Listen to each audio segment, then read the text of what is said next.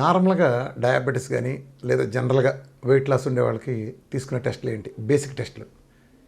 ఒకటి హెచ్బిఏవన్సి, 2 HSCRP infection చూపిస్తుంది, అట్లానే ఆర్ఎఫ్టి కిడ్నీది, ఎల్ఎఫ్టి లివర్ సంబంధించింది, లిపిడ్ ప్రొఫైల్, అట్లానే విటమిన్ డి చూసుకోండి, విటమిన్ బి12 చూసుకోండి, complete urine analysis, complete CUE అది చూసుకోండి, అట్లానే థైరాయిడ్ ప్రొఫైలు.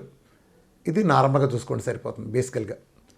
ఇవన్నీ బేసికల్గా చెక్ చేసుకుంటే ఇంకా ఎడిషనల్ కావాల్సి ఉంటే మీకుండే డిసీజ్ ప్రకారం, ఇప్పుడు కాళ్ళు నొప్పులను వాళ్ళకి రుమటైడ్ ఆర్థరైటిస్, ఆర్ఏ ఫ్యాక్టర్లు కానీ ఇట్లా ఒక్కొక్క దానికి మీరు చూసుకోవచ్చు. ఈ మీరు ఆర్ఎఫ్టీ తీసినప్పుడే దాంట్లో యూరిక్ యాసిడ్ అట్లనే క్రియాటిన్ కూడా కవర్ అయ్యేటట్టు చూసుకోండి. బేసికల్గా డైట్ మొదలు పెట్టేవాళ్ళు లివర్ది ఎలా ఉంది ఇదంతా జాగ్రత్త చెక్ చేసుకోండి మెయిన్గా. సో ఈ రిపోర్ట్లు కనుక ముందుంచి చూసుకుని తర్వాత కంపేర్ చేసుకున్నా చూడకుండా ఎవరు గ్రూపుల్లో కూడా మిగతా వాళ్ళ సాధ్యంత వరకు చేయొద్దు.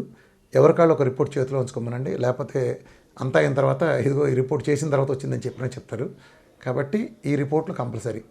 ఇది కాకుండా మిగిలిన ఏం చేస్తారంటే గ్రూపులో అడ్మిన్లు అడ్వైజ్ ప్రకారం మీకుండే లక్షణాలు బట్టి చెప్తారు, లేదా ఇక్కడ రామకృష్ణ హెల్త్ లైన్లో మేము కలిసినప్పుడు మేమైనా చెప్తాం. ఎందుకంటే టెస్టుల్లో కొన్ని వందల రకాలు ఉంటాయి, అన్నీ అందరికీ సెట్ కావు.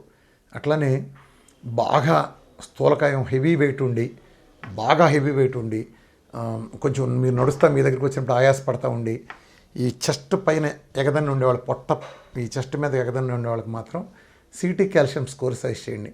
సిటీ కాల్షియం స్కోర్ ఇది గుర్తుపెట్టుకోండి. ఇది ముందుగా చెక్ చేసుకుంటే మనం కొంత సేఫ్టీలో ఉంటాం. Thank you.